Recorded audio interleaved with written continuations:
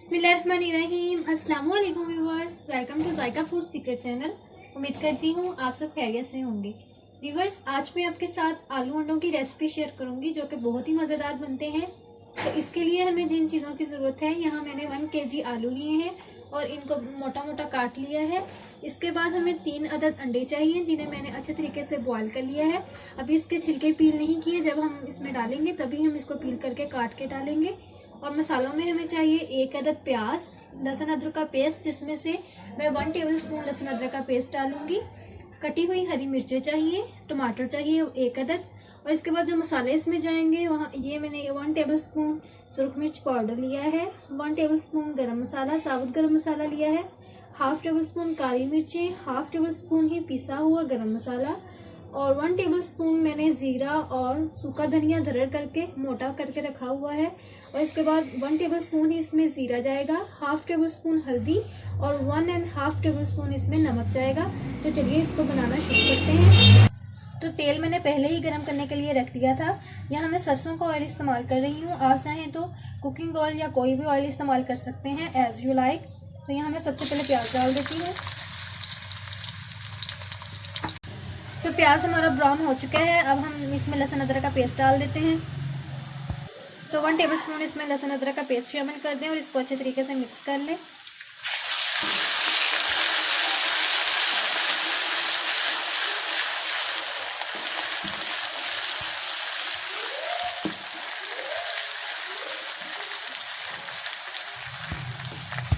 तो लहसुन अदरक का पेस्ट भी अच्छे तरीके से फ्राई हो चुका है। अब मैं इसमें टमाटर शामिल कर देती हूँ।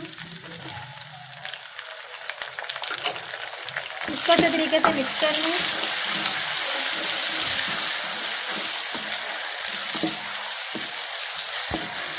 तो टमाटर भी हमारे अच्छे तरीके से फ्राई हो चुके हैं। अब हम इसमें मसाले शामिल कर देते हैं।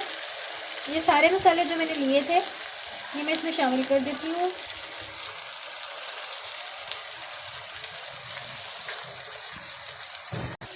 पानी का एक छींटा लगाएंगे और इसको अच्छे तरीके से मिक्स कर लेंगे।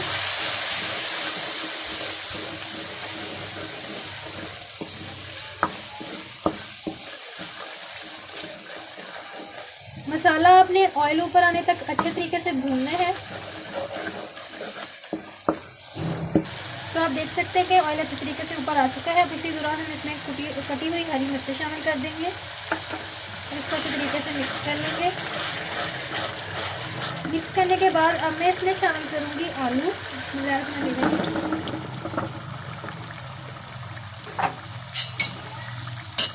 और इसको अच्छे तरीके से मिक्स कर लेंगे। आलूओं को भी हमने ऑयल ऊपर आने तक अच्छे तरीके से भूनना है। तो इसको मैं मज़ीद 5 मिनट के लिए अच्छे तरीके से भून लेती हूँ जब तक ऑयल ऊपर नहीं आ जाता। तो आप देख सकते हैं कि ऑयल अच्छे तरीके से ऊपर आ चुका है। तो मैं इसको अच्छे तरीके से और मिक्स कर लेती हूँ। अब हम इस दौरान इसमें हस्बे ज़रूरत पानी शामिल करेंगे जिसमें आलू अच्छे तरीके से गल जाए। बिस्मिल्लाहिर्रहमानिर्रहीम। मैं पानी शामिल कर देती हूँ। इसको अच्छे तरीके से मिक्स कर लें।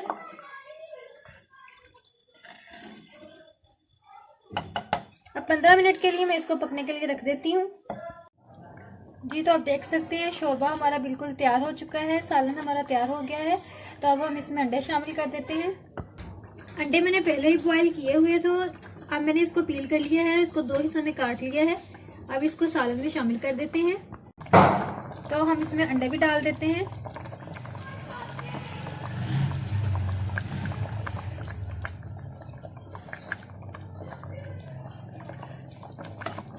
अब मैं इसको डिश आउट करती हूँ, फिर दिखाती हूँ आपको इसकी फाइनल लुक। तो मैंने इसको डिश आउट कर लिया है। अब इसमें थोड़ी सी गार्निश कर देते हैं। तो मैं हरे धनिया की इसमें गार्निश कर देती हूँ। तो ये बहुत ही मज़ेदार तैयार हुए हैं। आप भी इसको ज़रूर ऐसे ही ट्राई करें। उम्मीद है कि मेरी आज की वीडियो आपको पसंद आई होगी। अगर वीडियो पसंद आई हो तो इसको लाजमी लाइक कर दें, चैनल को सब्सक्राइब कर दें और इसे अपने दोस्तों में लाजमी शेयर करें। तो मिलते हैं अगली वीडियो में, तब तक के लिए अल्लाह हाफिज़।